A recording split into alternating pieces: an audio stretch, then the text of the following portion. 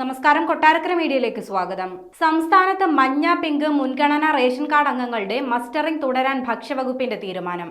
ഗുണഭോക്താക്കളെ തിരിച്ചറിയുന്നതിന്റെ ഭാഗമായി മുഴുവൻ മുൻഗണനാ കാർഡ് അംഗങ്ങളും ബയോമസ്റ്ററിംഗ് നടത്തണമെന്ന കേന്ദ്ര സർക്കാരിന്റെ നിർദ്ദേശപ്രകാരമാണ് നടപടി. മുൻഗണനാ കാർഡ് ഉപഭോക്താക്കളുടെ എണ്ണം കുറയുന്നത് സംസ്ഥാനത്തിനുള്ള റേഷൻ വിഹിതം കുറയാനിടയാക്കും. ഇന്നത്തോടെ അവസാനിപ്പിക്കാൻ തീരുമാനിച്ചിരുന്നെങ്കിലും 34 ലക്ഷം പേർ ഇനിയും മസ്റ്ററിംഗിന് വിധേയരാകാനുള്ളതിനാലാണ് നീട്ടുന്നത്. മന്ത്രി GR അനിലിന്റെ അധ്യക്ഷതയിൽ ഇന്ന് ചേരുന്ന ഉന്നതതല യോഗം ഇക്കാര്യത്തിൽ തീരുമാനമെടുക്കും. വിരലടയാളത്തിലൂടെ ബയോമെട്രിക് വിവരങ്ങൾ പതിയാത്തവരുടെ കൃഷ്ണമണി സ്കാൻ ചെയ്യും. 10 വയസ്സിന് താഴെയുള്ള 9 ലക്ഷത്തോളം കുട്ടികളുടെ ബയോമെട്രിക് വിവരം ശേഖരിക്കാൻ എന്ത് സംവിധാനം വേണമെന്ന കാര്യവും യോഗം ചർച്ച ചെയ്യും. ഭക്ഷ്യ സെക്രട്ടറി, ഭക്ഷ്യ പൊതുവിതരണ കമ്മീഷണർ, റേഷനിംഗ് കൺട്രോളർ തുടങ്ങിയവരും യോഗത്തിൽ പങ്കെടുക്കും. ഇ-പോസ് യന്ത്രത്തകരാർ കാരണം കഴിഞ്ഞ മാർച്ചിൽ നിർത്തിവെച്ച മസ്റ്ററിംഗ് കഴിഞ്ഞ മാസം 18-നാണ് പുനരാരംഭിച്ചത്. അതേസമയം കിടപ്പ് രോഗികളുടെ വിവരങ്ങൾ റേഷൻ കടകൾ മുഖേന ബന്ധപ്പെട്ട റേഷനിംഗ് ഓഫീസർമാർ ശേഖരിക്കും. ഇതിന്റെ അടിസ്ഥാനത്തിൽ വീടുകളിലെത്തി മസ്റ്ററിംഗ് നടത്തും.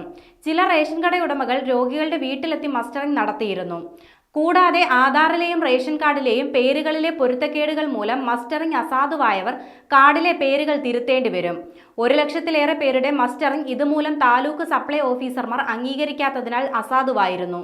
പേരിലെ തിരുത്തൽ ഹൈദരാബാദിലെ AEPDS സെർവറിലേക്ക് അപ്ലോഡ് ചെയ്യുന്നത് എല്ലാ മാസവും 21-നാണ്. അതിനാൽ 1 മാസത്തോളം കാത്തിരുന്ന ശേഷമേ വീണ്ടും മസ്റ്ററിംഗ് നടത്താനാകൂ.